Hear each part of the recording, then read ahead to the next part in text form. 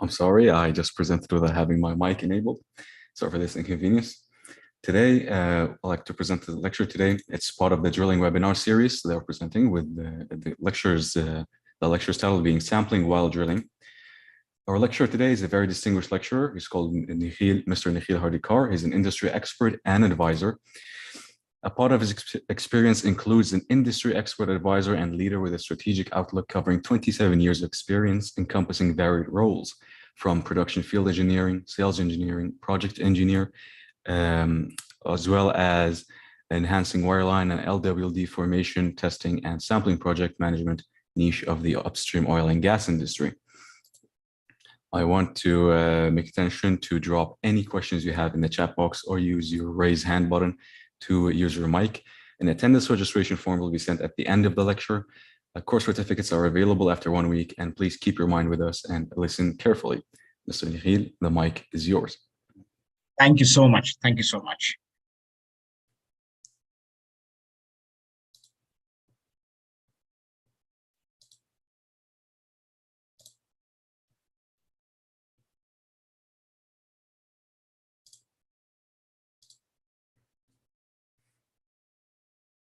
Okay, so I believe the slides are visible. Yes, they are very visible. Okay. So good evening, everyone, and thank you, BUOG student chapter, for inviting me for this talk.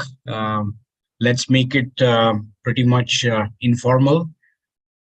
And if you want to grab your coffee, cola, or anything, please do so. During the presentation, it's fine. We can always revisit the slides, and I hope our interaction will continue in the coming days.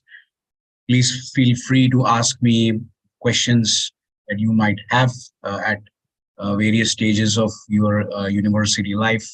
Absolutely no problem, always available. So beginning with this subject, sampling while drilling. Basically, it's short scoped in the sense the main technical name should be fluid characterization and testing while drilling. And this is something which you may or may not have come across in the university years, especially probably the last 2 years, or there might have been little exposure, particularly on the wireline side. But there is an LWD side to it as well. And we are going to talk about sampling while drilling, its past, the present, and its future. So some notes and a disclaimer. Whatever will be presented in this slide pack, 32 slides, these are like an overall petroleum industry available or maxima, minima, and they are not directed to any individual company. That is my duty as an independent consultant. The session is being recorded. However, do not distribute individually. I believe SPE will take care of that. And the slide set is with SPE, so the PDF can always be shared. But as you know, it's an uncontrolled PDF if distributed for various reasons. And here's the agenda. So on the right-hand side, before we get into the agenda, so what is this fluid characterization and testing while drilling? Well, it is a means to provide downhole reservoir fluid identification, characterization, and various analysis of the fluid properties. It goes without saying that it is accompanied by representative formation fluid sampling. Pressure testing is a part and parcel of it, which is before you go in for any kind of sampling. And what are we utilizing? We are utilizing tools as a part of the drilling assembly cell. And under specific scenarios, under certain scenarios, what we may achieve is we may avoid the need to perform wireline formation testing and sampling, thus saving the rig time and money. So it happens in certain cases. It doesn't happen in all the cases. And we will see why specific scenarios are helpful, while other scenarios may not be so helpful. So, beginning with the past, we will delve into the introduction of this technology, why the industry would need such a technology, and some expectations and reality, which is very important. In the present, we will deep dive into technical details, the very much awaited comparison with wireline, which every operator wants to know. Uh, Pre-job planning, extremely critical component of any project. Then, of course, we have to show some examples. So we have case studies, and everywhere underneath the diagrams, I have pointed out the relevant industry paper numbers. In case you want any of these, they are available with me. I can just send it to SP. And some key pointers, what you should be looking at. Tomorrow, you might join an operator, you might join a service company. So these key pointers are something which both parties need to be actively pursuing. In the future, we always want the immediate technology improvement that you would want in an existing technology. And then you always have a wish list. So it encompasses all the things that you would like to have in the near future. So that's how the agenda is set. Now, why does the industry require this application? So beginning with time. So early time while drilling. So if you do this reservoir fluid characterization and sampling during drilling itself, you can take advantage of low invasion. Because by the time you end up with wireline, your prospective zones might be highly invaded. Depends on what quality of mud system you are using and various other conditions, wellbore conditions. So if you have lower invasion, you can expect that the cleanup time, which is the rig time, is lower, and you can sample easily and early. Of course, depends on permeability and a lot of considerations, but it's a good beginning. Then you have easier access to certain reservoirs in geometrically challenging. So we always now have horizontal S profile, J profile, extended reach wells. Some of the fields are marginal fields where the operator will straight away go with horizontal or ERD wells. And wireline might become a little bit inconvenient in terms of deployment. So this technology can help you in certain conditions. Pressure testing and sampling in total mud losses, so carbonates. So you get into a situation of pressurized mud cap drilling. Carbonate, total loss, wireline can be a risky affair. So probably it is best to go with LWD sampling. And we will see some case study example of such scenarios. There's always reduced risk of stuck pools because during this operation, you have continuous circulation. Now, if you're wondering how do pressure testing and sampling happen during drilling? Well, when you are pressure testing and sampling, obviously you are not drilling. You are in the drilling BHA. The drilling stops if your BHA is in the drill string. You stop at a particular depth based on your mud log. You see a prospective layer. Then you extend your probe or packer or whatever this device is, and I'll show some pictures. And then you do what you would do like in wireline. You start with a pressure test. You analyze this pressure test. If it's good mobility, you might want to pump out the fluid over there and conclude the fluid type and might want to take a sample. But during this process, your mud is in circulation because this circulating mud is actually powering this tool. It's just that the bit is not. So we have to just understand the difference. And fluid scanning. So fluid scanning and sampling, it can be an aid to wireline formation testing. So instead of competing with it, many times it becomes complementary. So especially deep water scenarios. So you are drilling, it's 3 kilometers of water depth, after which your actual well starts. And you have LWD, you are drilling. You might want to put this tool in the drill string where you can do a scan. And then if you have a very intensive wireline program, you can actually selectively go for that wireline program, thus saving the wireline time as well. So cost savings, marginal fields. So marginal fields are really struggling. They are always at the edge. So they cannot afford to mobilize tons of completion equipment, wait for the result real time, then use the required completion equipment, and then give away the rest. So there's a lot of money involved, logistics involved. But through this, you can actually mobilize only the required and appropriate completion. We'll see how we do that. So here you can see there is one OTC paper where you have a savings of up to 35 rig days.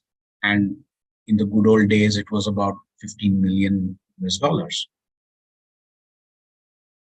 So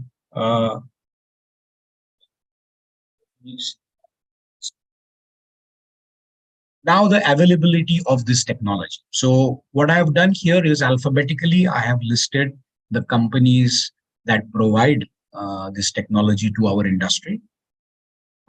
Fast track, fluid analysis, sampling, and testing. That is the technology from Baker Hughes. GeoTap, IDS sensor. IDS stands for fluid identification and sampling. That's from Halliburton. And Schlumberger has their spectrosphere, which is fluid mapping while drilling. Now, in terms of tool and manpower availability, well, this is something which is considered new, even though it's a bit mature, it's considered new, and some special planning and manpower is required. So it's not going to be as routine as wireline. So you require some enhanced planning efforts. And as we said, the concept is still treated as a new technology. But we'll see that it's not that new, but industry treats it as new technology even today. So how do we break this ice? How do we introduce this? So let's look at the timeline. All of this started back in 2008 when the industry had some firm ideas about getting ahead with this.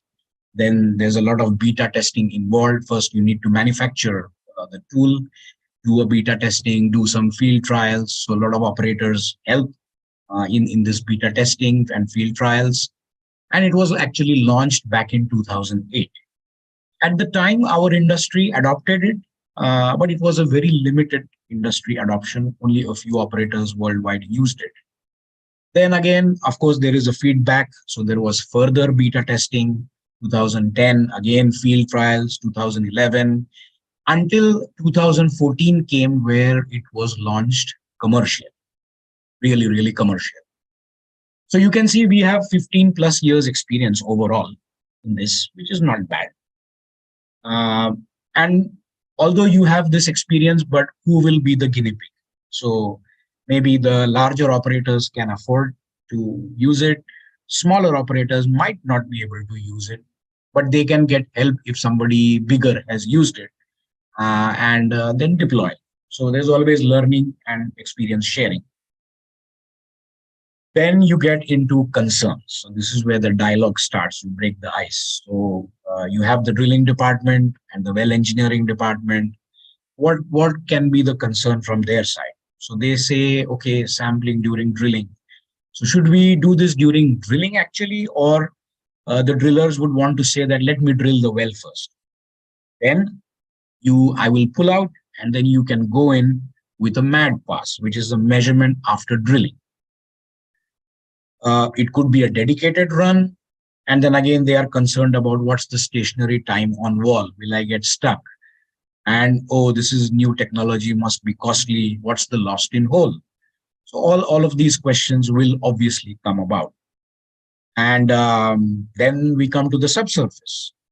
Subsurface guys will ask you, okay, what is your device? The type of probe or some call it pad or packer, and is it suited to a particular formation type? Is it flexible? How do I select? How do I monitor the real-time fluid parameters?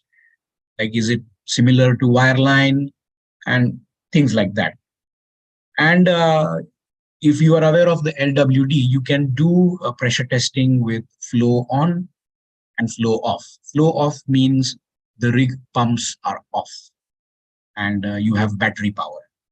Flow on means the tool is getting power from the circulation of the fluid or the mud. Especially if you have low mobility, these two can give you very vital input because your measurement is going to be at times very different between flow on and flow off. As you go to the higher mobility side, the difference decreases. Now, expectations. So expectations is like what's the first choice of the tool, and that becomes region dependent. Some of the regions require 12 quarter inch tool for the 12 quarter inch hole because that's their mains hole. Some of them are in 6 inch, but on an average, you have 8.5. So a 6 3/4 inch OD tool is in general, and that's how the industry started. Is it as good as wireline? So do we have the same choice of the devices, which is the probe, pad, or the packer? Is there redundancy? Can we use more than one? Is the fluid analyzer the same with the same capability? What about the sample volume and the number of samples that you can take? How about the tool inertness? So if you are in a area of high CO2 or high H2S or high mercury content, how does this technology deal with it? Then telemetry. So you are in LWD mode. There is a telemetry limit. Typically, LWD telemetry is 6 to 8 to 10 to 12 bits per second. Wireline telemetry is 250,000 bits per second. But if you had a wired pipe on your drill string, it will boil down to the same thing. So we are getting there, and we might get there soon.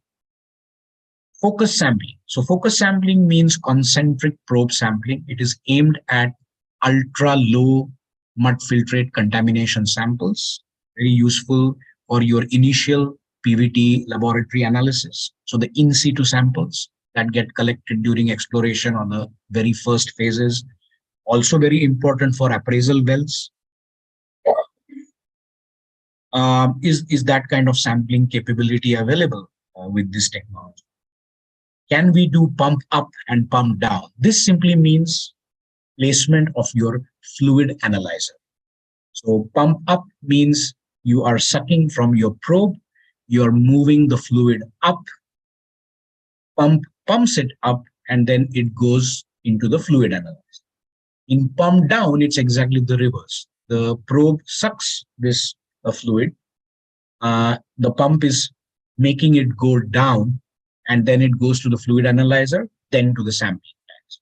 Each has their own advantage and disadvantage. You would imagine that for pump up, because hydrocarbons are lighter, I might want to just pump them up. So the advantage is that because they are light, they will naturally by gravity, they will go up and you are pushing them.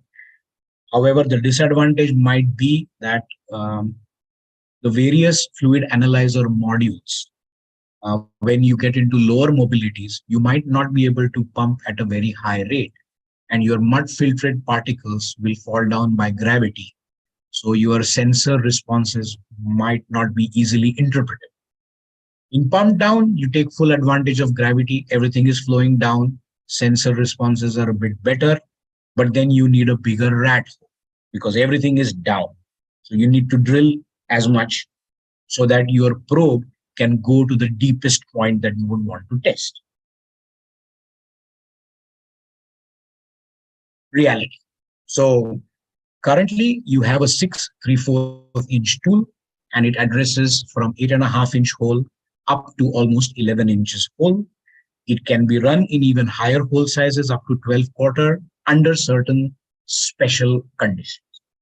like the deviation has to be a minimum 20 degrees because you have to generate so much friction that will hold this massive drill string, and you have to test on the low side because when you extend the probe, you will not be able to go up to 12-quarter end of the hole in terms of diameter. Currently, there is no tool for 6-inch size. It might come. And believe me, most of it is as good as wireline because this technology has been adopted from wireline.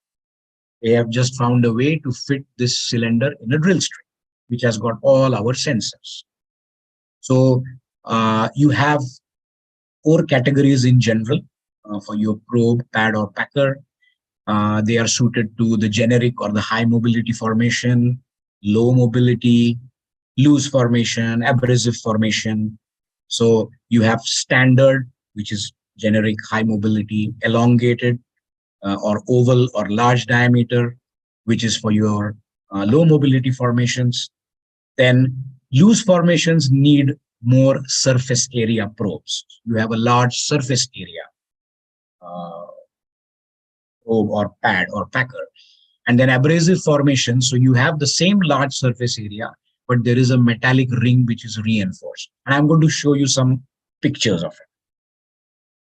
Fluid analyzer comes from wireline, so it is as good as wireline and sometimes even better because this came in later than wireline, right? Although wireline also is continuously developing, but at the time, well, we can at least say it's as good as wireline. The sample volume is why I put the word limited is because with wireline, you can have 52 sample bottles. So this technology currently gives you 16 bottles, which is not bad at all. And in fact, the wireline bottles and the LWD sampling bottles are interchangeable. So this is a perfect advantage during deep water. If you do a LWD sampling run, scanning run, and if you did not utilize these tanks, you can put them in your wireline. No problem. Inertness, again, coming from wireline, so it is as good as wireline. Telemetry. So as we said, it will be within the logging while drilling limits because there's no standard wired pipe telemetry yet. It will be with SEML, and it's through the mud pulse. Focus sampling, not yet, although on a test bench in the laboratory, this has been proved to be functional. But it's just that our operators should come up with a strong demand so that the service providers can manufacture these costly tools. So there's a good deal of technology involved. Cannot manufacture just one-off tool like that. In terms of pump up and pump down, currently it's only pump. Again, pump down is easy to do, and if there is a demand, they will do it. So we go into, let me see if why I missed this. Somehow the pictures of the probe. Hold on. Oh yeah, it's there. Okay. I believe after this slide, let me actually jump this just to give a better idea. So here it is.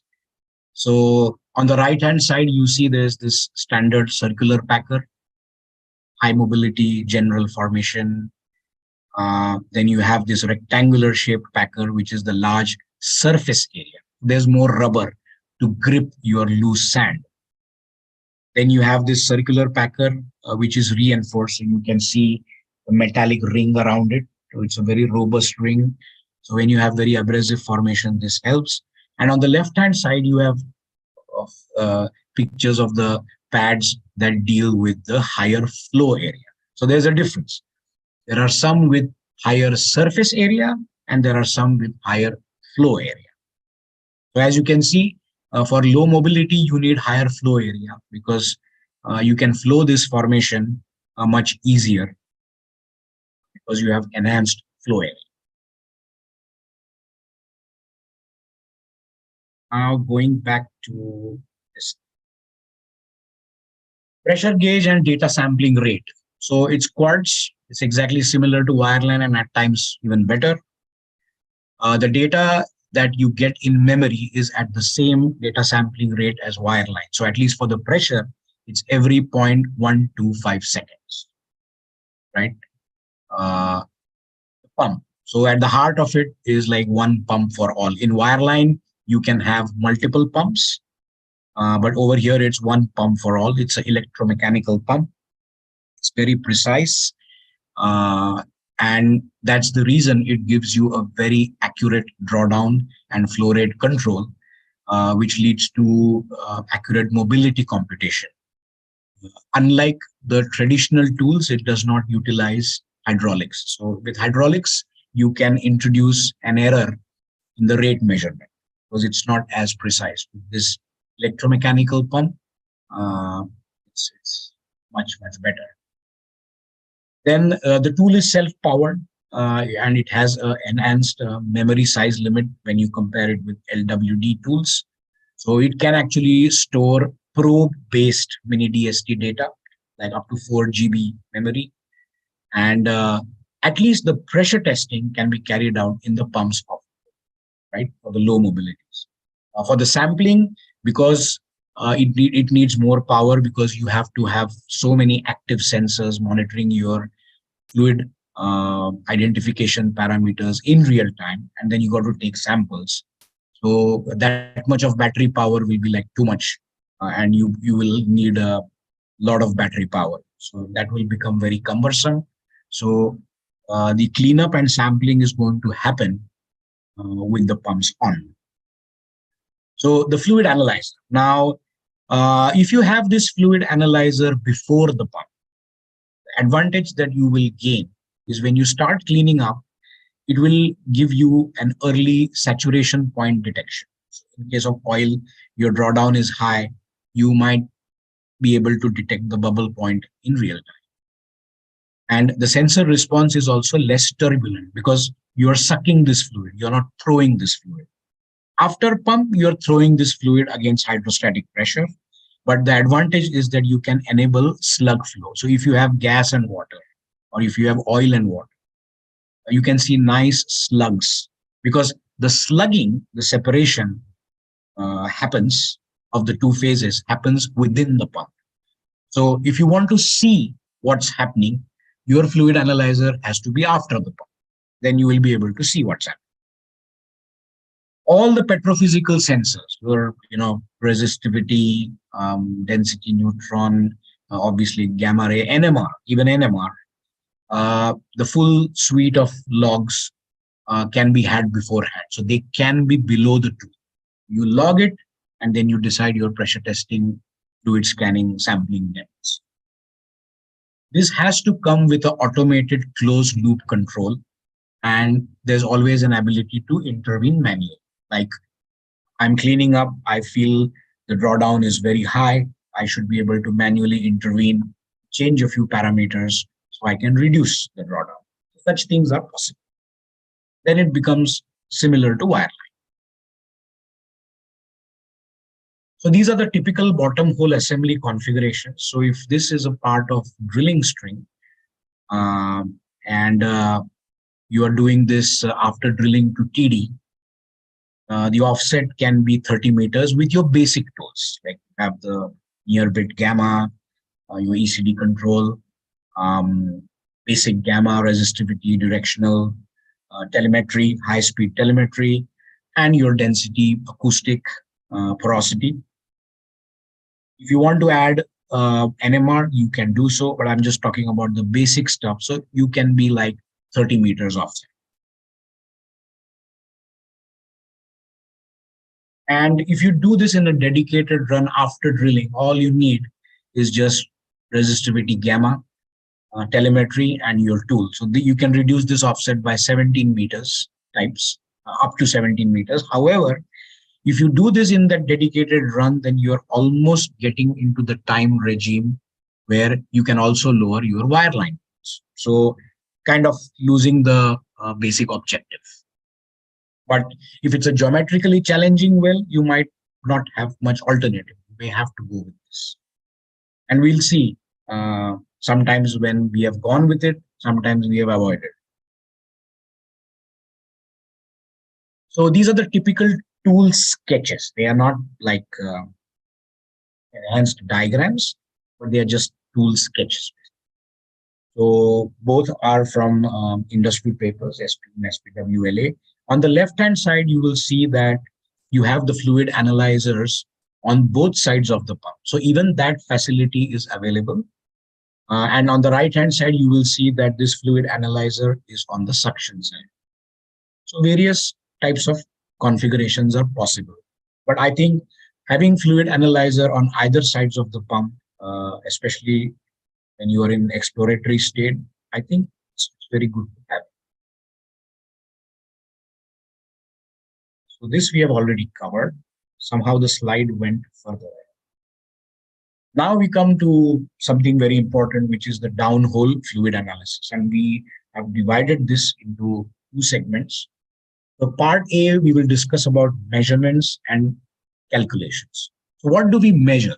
So just like wireline tools, we measure pressure, formation pressure, starting with hydrostatic, of course, formation pressure, temperature, as close as possible to the formation, temperature differential. So sometimes there is a heat source in the tool, and when fluids pass over it, it's maintained at a constant temperature, there is like a enthalpy change, heat transfer.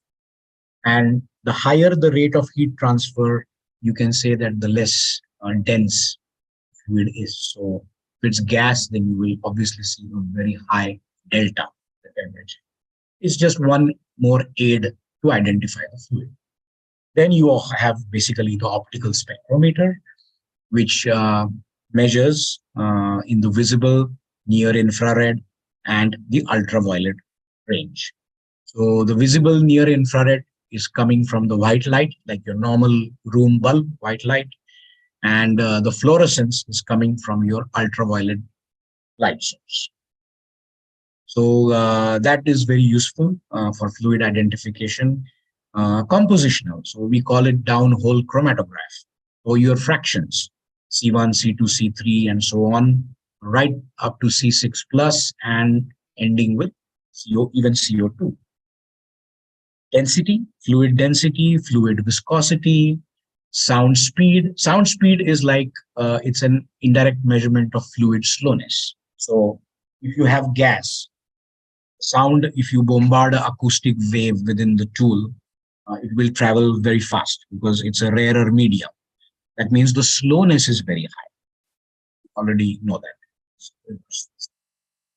Then fluid compressibility. So the tool moves, like the pump moves a known volume, and there is some clever arrangement of certain valves which really shift in milliseconds and microseconds at times, and you can actually get real-time compressibility, and it even generates a real-time curve. So you can see how your compressibility is changing with the cleanup.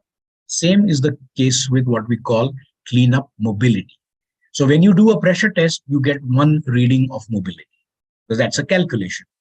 But how about having a continuous mobility curve when I am cleaning up? So I will know that if I'm cleaning up, whether I'm getting a heavier fluid which is coming in, whether I'm getting a lighter fluid which is coming in, is my mobility actually deteriorating during cleanup, or is it improving? So you can take a real-time decision based on that. Then refractive index, so there is a refractometer. So these are several aids, because you cannot just depend on one sensor. So you have to have an array of sensors and its operations, right? Some of the sensors might not function in a particular environment because they are just not applicable to that environment. And again, in operations, some of the sensors might not work. So you need to have an array so you can make use of most of the working parameters and conclude what fluid is flowing. You also have resistivity and capacitance of the fluid, right? And you can do a downhole bubble point or a dew point test, because when you are cleaning up, you would want to maintain the flowing fluid in single phase. So imagine it's exploration, you're trying to maintain in single phase, and you can do basically a bubble point test with this. Then you come into computations, calculations. So based on these measurements, you have industry equations, and you also have proprietary algorithms from the service companies, at times from the operators also. So you can find out what is the dominant fluid fraction, how much is the mud filtrate contamination, gas oil ratio, condensate gas ratio. So it's the reciprocal of GOR. Then you can find out your carbon dioxide weight percent, right? So all of this contamination and everything is downhole. It is in weight percent, and it is your total reservoir fluid. When you go to the lab, then you decontaminate the sample, and then you find out on the net reservoir fluid, right? Flashed reservoir fluid. But at downhole conditions, it is total reservoir fluid. Then you have salinity, which you can calculate from the refractive index and a combination of sound speed and density. So it's an empirical equation that our industry has developed. So many aids are available with us. Then we come to the non-hydrocarbon contaminants, H2S. So quantification right now is a bit difficult, but what happens is there are coupons available. You can place them at various parts in the tool, and qualitatively, you can get an idea of how serious this H2S portion is, because this is a high HSC risk. Everybody has to be careful. And what happens is all your tool internals, so wherever your formation fluid flows, all the metallic components, they need to be coated with the H2S resistant materials meant for sour service. And that's a big thing. In terms of carbon dioxide, what's going to happen is the CO2 is likely to damage your rubber elements. So right at the suction, probe, pad, packer itself will be eaten away by the CO2. So that is another challenge. And many times you have to complete the job, like you go in, do 4 or 5 pressure tests, and you will start getting seal loss. Pull out, replace, go in back. There are stories like that also, where the only chance was to complete the job this way, in 3 to 4 runs. Mercury. Now, this is a very interesting one. The challenge remains with mercury because even during lab testing, field testing, there are a lot of joint ventures, research projects, operator and service company together. They are very seriously looking at it. In my personal experience, this problem was highest in Australia. And what happens is this mercury escapes even in those areas where you think it's been perfectly sealed. So generally during production, you might be knowing that as the production increases, you get more and more mercury. So estimation of mercury, it's in so low quantity at the start of the field. So it's very difficult to identify. And again, just like your H2S, you need complete coating. It can be a challenge because one chance mercury gets, it will escape, and your estimation of the actual quantity might be completely off than the reality. So high quantity, you can be more confident, but less quantity is very difficult to measure.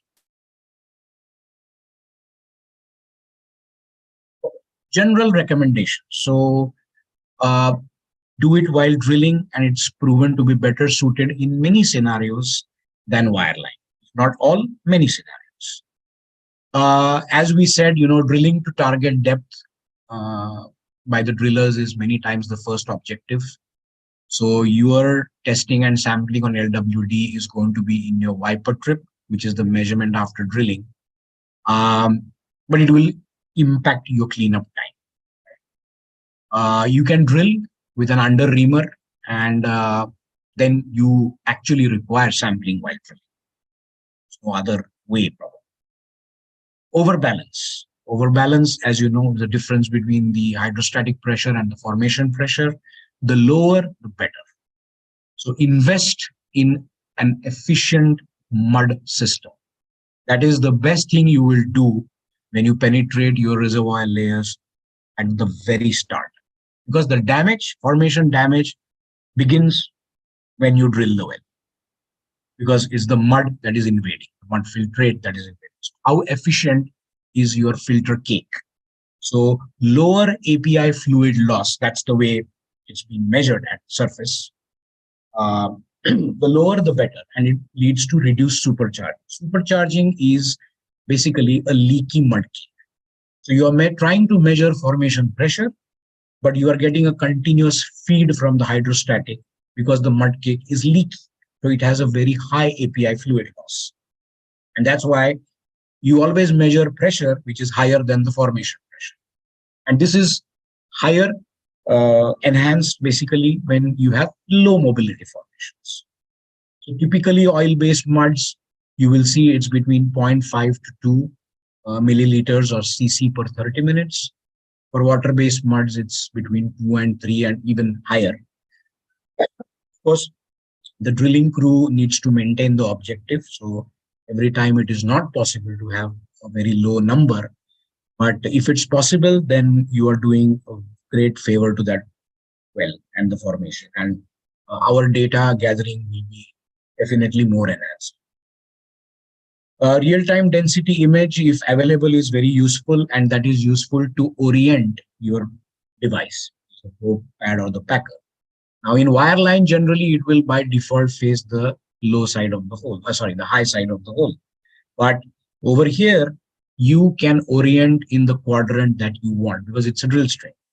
And if you have real-time geomechanics model, it's very useful. So you measure your pressure and you can update the model thanks to our geomechanics friends. And they will tell you that, okay, try to orient in the upper quadrant, or at times you might have no choice but to go for the lower quadrant. And they can also give an idea about your critical drawdown pressure, especially when you have sanding issues. So we might have a margin saying that don't exceed 500 psi drawdown. So at least there is a guideline, and you can go slowly increasing the drawdown.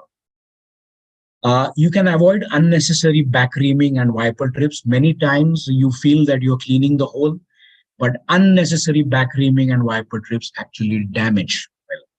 You are doing more formation damage than help.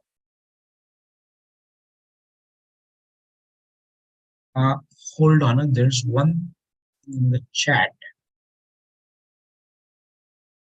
Okay, thank you.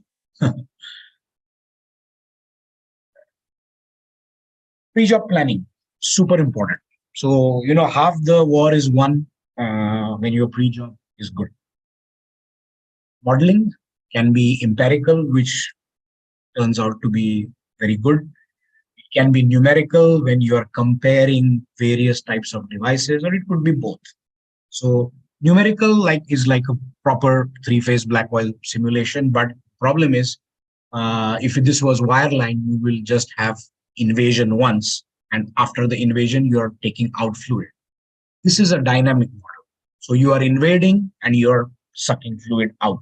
So it's time consuming, and it's a bit challenging to put it in a normal simulator. Empirical is always helpful, but numerical is kind of helpful when you are comparing different types of probes. Which flow area is better, which is not better, things like that. Because in the numerical, you have KVKH, you can do lot of things. The main aim is not to predict cleanup time and volume, but it is more like comparison. But many of the people use it to get a generic idea. If it's empirical, it will be very helpful. Then obviously you have to select your pump capacity. So we have the subsurface friends. From them, we have to know expected formation characteristics, which includes pressure and overbalance. So how the drilling guys want to do it. And based on that, you will select the pump because it has to do adequate cleanup. And at the same time, you have to calculate your nitrogen or helium charge pressures because you have to gather single phase samples. So why we use nitrogen and helium in the sample tank? Because they change the compressibility of the system. So when you take the sample downhole, you can pressurize it with the nitrogen or helium. And when the tool comes to the surface, the temperature drops, the pressure drops, and you might go below reservoir pressure. So that's why this nitrogen or helium charge will they will change the compressibility of the system. They are the ones who are going to expand first, and your sample will be of PVT quality, will be above reservoir pressure. With enough overpressure, you can, if it's like a waxy oil or asphaltic oil, you can be out of the asphaltene deposition envelope.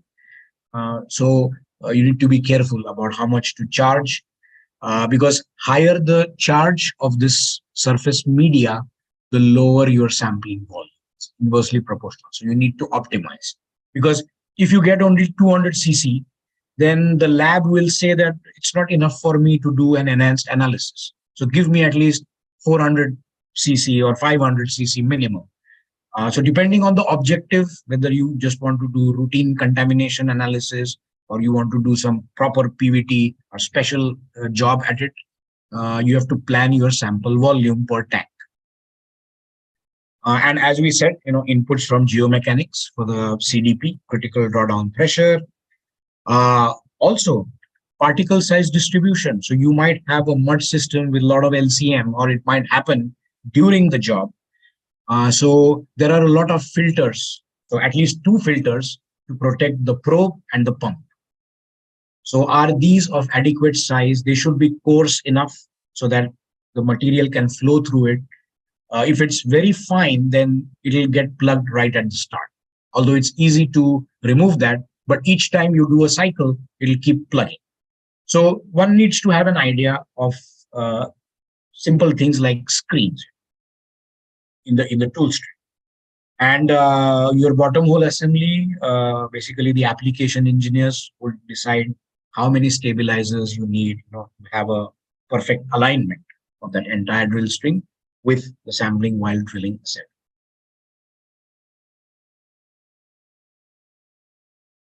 So yeah, and this is just a empirical simulation example. So how does empirical work? Basically, it's a database of every measurement made by the tool provided by this service XYZ service company since the time they invented it, they manufactured it. All parameters are entered into a master database, and you might convert it into a neural network type of thing where you just input, okay, I have a 1-inch or a 2-inch probe, I've got oil-based mud, I've got oil as formation fluid or gas as formation fluid. I need to know after 60 minutes how much contamination I'll reach. So empirical data. And here you can see, like, the only way to, the only reason I've given this is look at the right-hand side. So you're going from oil-based mud to gas. You will see that during that hour, your cleanup mobility and your cleanup compressibility shows a very drastic change to the higher side, right? The slowness, which is the acoustic, is also going on the high side. That's the middle track, because it's maxing out. The slowness is very high.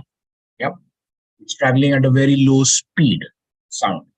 So these are very simple things from which we as engineers can also kind of be in good sync with other subsurface people.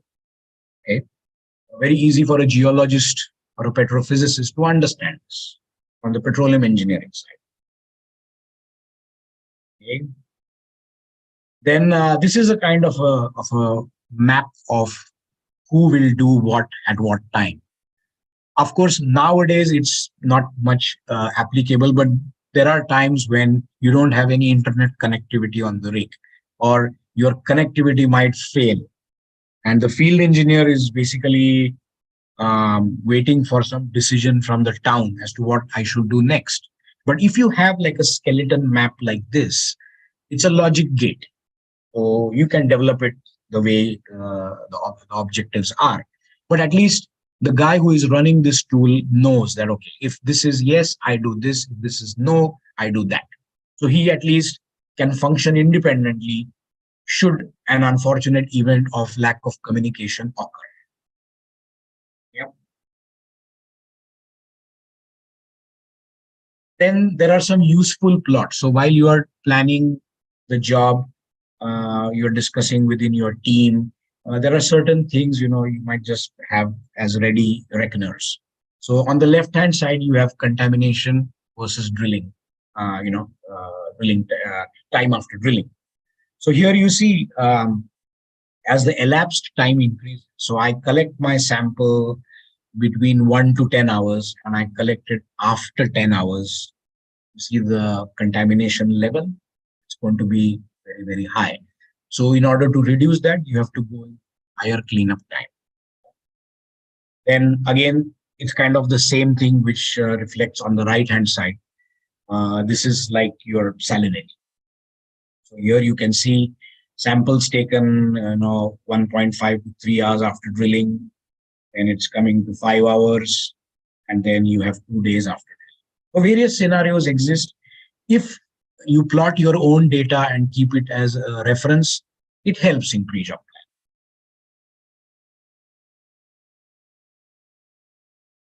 So again, another example. So here you have a comparison of samples getting acquired. Let's say the first sample, the early sample, is 69 liters pumped in 6.5 hours, right? And the next is 43 hours. So these are time since drill. So the late sample, you have 120 liters pumped, so like double. Right? So you can see obviously to get from 10% to 5% is a very, very big thing. From 5 to 2 or even 1 is even bigger thing because it's not linear proportion. Okay, it is like an exponent. So your time is going to be drastically increased. So you should be aware of these concepts when planning such jobs. There are some laboratory comparisons, laboratory data comparisons. So here you have refractive index, laboratory versus real time for salty water. Uh, Not bad, I would say. Density also not, at least it is there in a regime of 1.1. So there are certain comparisons which have turned out not so bad.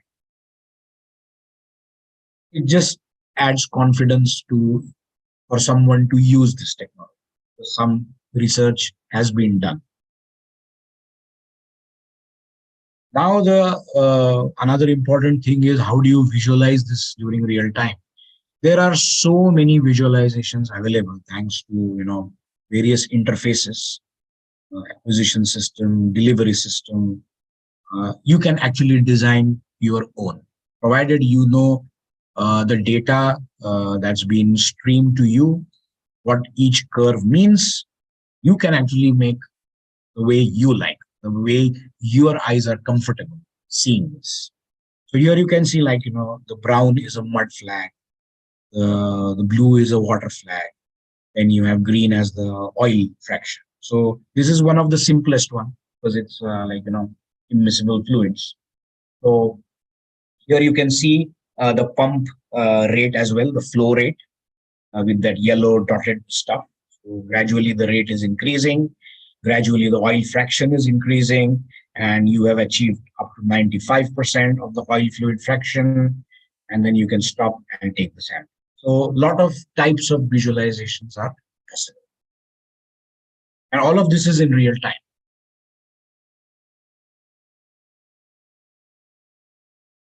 This is a case of gas and water-based mud. The only reason I showed this is this was a case of very high invasion, and it is one of the SPWLA papers we referenced earlier. And you can see elapsed time is 2 to 9 days. But what it means is, irrespective of this, um, You pump high volume at high mobility, you will actually end up as expected. You will get more gas volume in your sample. So low mobility, high mobility, but it doesn't mean that you pump less, you still get more gas. No, it's volume dependent. So it is always a volume gain. Pump adequately so that your fluid parameters that you see real time give you enough confidence so that you can get a good sample volume and you make the laboratory guys happy. This is a case of the geomechanics part. So here you see this is a SPE paper, and it's showing you that where is a safe drawdown and where it's not a safe drawdown. So it's the tool face angle, which is the quadrant in which your probe or packer is facing. And from the model, it shows where the high risk of sanding is and where you are safe, where you can give reasonably good drawdown. So in this, it was achieved, and the OBM filtrate contamination was less than 5%. Critical drawdown pressure is only 50 psi. A very poorly consolidated rock. You have to do everything by not exceeding even 50 psi. So sensitive, but it was achieved.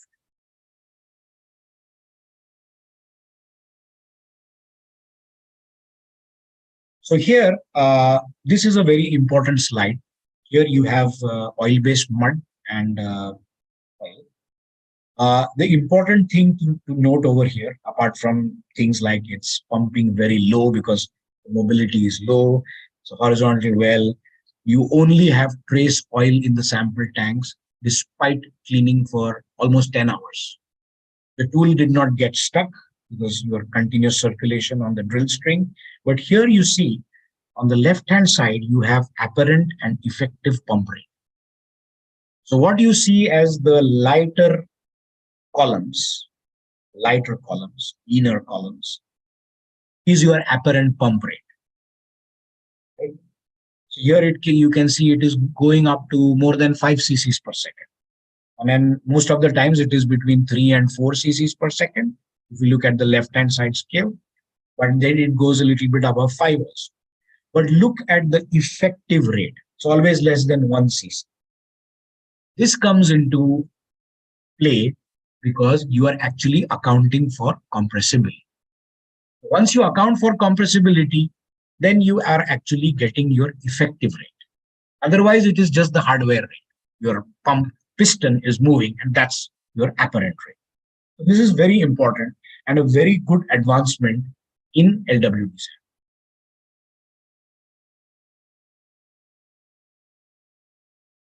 This is also an interesting case study and an EAGE paper. So here you have carbonate total losses, oil-based mud with gas as formation fluid. So carbonate had total losses, went into pressurized mud cap drilling scenario. 2 gas samples were taken on FSWD, so that's fluid sampling while drilling. And the contamination at the time was between 1 and 3%. It was excellent. Now, even more challenging was during this operation, the bit was on bottom, which is extremely risky, but this operator took that risk. And it was achieved by some innovative mud pill and something called as a soaking time to build the mud cake. Because in total losses, you're in carbonate, generally you are drilling with a PDC bit. The rock flour generally acts as the mud cake itself. But at times, even that doesn't help because it's a complete total loss. So you need some innovative mud recipe, some polymers which can soak the whole wall and help to build the mud cake. Then can have better seal and can, because it's PMCD, can still take the sample. Now, this operator went even further. They drilled a side track Fortunately, the sidetrack did not have losses. So they went in with wireline. They collected the samples and they compared the LWD samples with the wireline samples. And here you can see this is a laboratory data and it matches reasonably to good. Right? So that this is the petroleum industry's first ever job in carbonate with total losses. The geographic location where this was done is Malaysia. Shell was the operator. So it's the reference is there in EAGE 39, so you can find it. Now, since you're going to get the slides, you might want to expand it a bit later, but that's the most reasonable resolution I could take from this paper. It's an OTC paper. So on the left-hand side, you have the lab comparison versus the actual FSWD service of the various fractions. And it is reasonably okay, I would say, because compositional measurement is challenging, but with this kind of effort, I think it's not very bad. And on the right-hand side, you have the CO2 weight percent for the lab versus the actual fluid mapping. So yes, we have kind of achieved a lot of different comparisons with laboratory. And then we are coming to the key pointers, again, divided into two parts. So what confidence we get is high quality sampling is possible. Many occasions have shown us that less than 2% weight contamination possible. Best is to sample early and ensure less cleanup time. The good part is even if you go into extended cleanup time with very high overbalance, because of the continuous circulation, there's almost zero chance of tool sticking. Here you can see practically this technology has shown that even if you go beyond 20 hours of cleanup at 3000 psi plus overbalance, no problem. Then your device, probe, pad, packer. So they have maintained the seal despite these long cleanup cycles. They have maintained the seal in unconsolidated formation, in a reamed hole. So that is very encouraging. And then if all of this is successful, you will definitely save rig days and for marginal fields, especially, or for that matter, any field, you can complete your well timely. Part B is, those kind of things like, okay, we know that wireline sampling is still preferred. Yes, when you have an extensive logging program, especially for exploration, no doubt. But LWD sampling can complement this, especially deep. Carbonate with total losses and PMCD, probably the best place to use FPWD and FSWD. There is a chance. But with QI, operators are now trying to release locations with no prospective mud losses. Well, if it works, nothing like it. If not, FPWD at least should be there. FSWD, if it's there, nothing like it. And obviously, the straightforward ones are horizontal to near horizontal wells, unstable wells, highly deviated profiled wells. And there are wells with, the areas are such that wireline is always risky over there.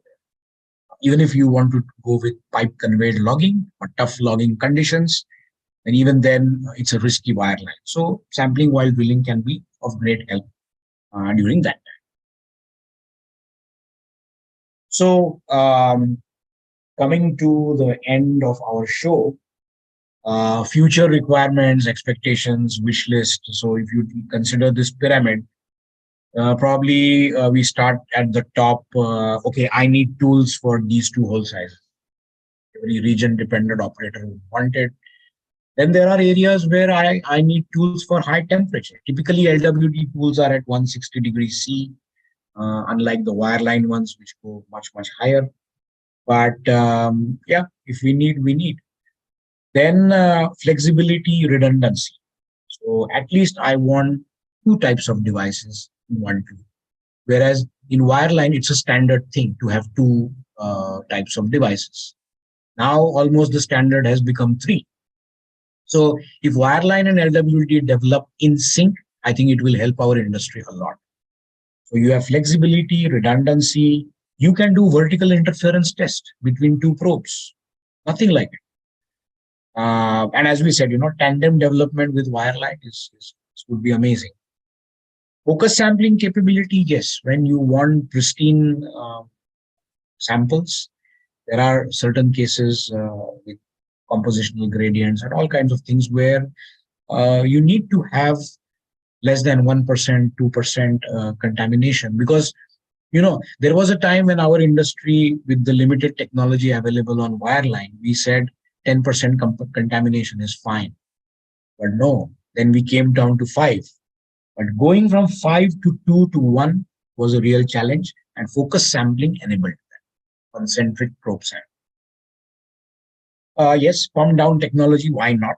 And just a teaser on this is you might want to do sidewall coring on LWD with sampling while drilling. So that is something which is like a super wish list. But I know the industry has a patent. I think one of the service companies has a patent on sidewall core on LWD. That would be something useful. And we have come to the end. So once you get the slides, these are my contact details, folks. So thank you very much for your interest. I believe there is a chat. Okay. So if there are any questions, we can go ahead. The moderator. Yes, if there are any questions, I'll read them from the chat, or people can raise their hands to ask questions. Thank you for the lecture, and it was very informative, and thank you for your presence. Right. If there are any questions, I'll read them to you. If there aren't any, I'll tell you as well. Okay.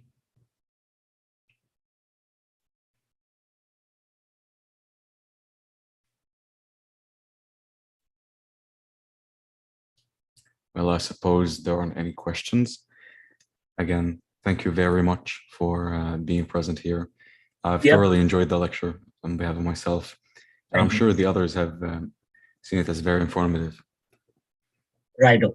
I mean, can I understand, like, right now the group that we have here, is everybody from the final year or the third year or the second year? How is it?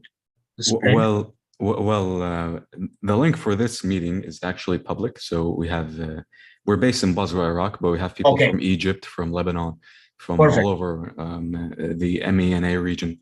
But it also doesn't exclude anyone that is not fourth stage or seniors. We have juniors, we have sophomores, everyone. Oh, perfect! Very nice, very nice. And obviously, like, I was just curious whether for the bit younger folks, probably I was very boring, but I hope you enjoyed the talk, and you will obviously have certain doubts, queries. You can reach out anytime you want, and I'll do my best to explain it in as lucid manner.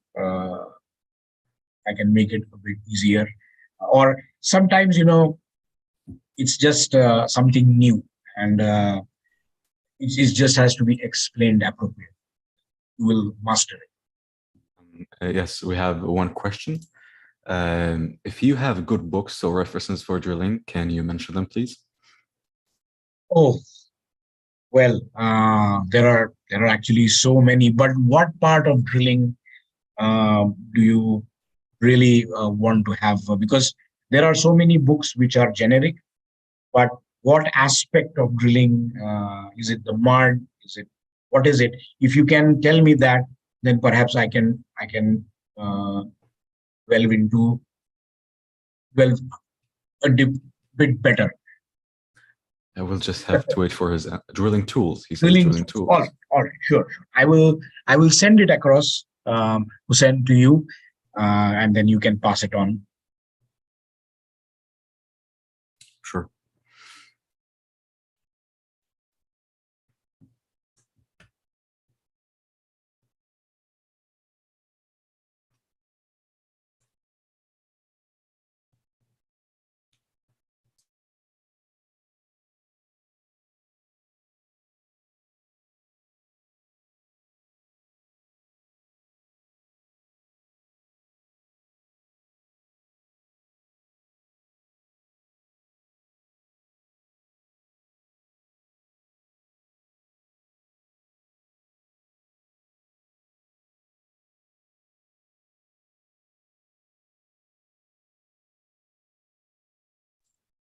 So I think there are no more questions. Mr. Hardikar, it's been a pleasure, and we're sorry to take so much of your time. You can spend No, it no. freely now.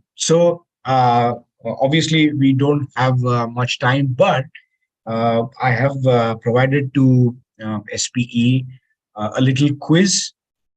So all the attendees, when you get your participation certificates, probably you might want to quiz yourself, and then Hussein can provide you with the answers in a couple of days' time.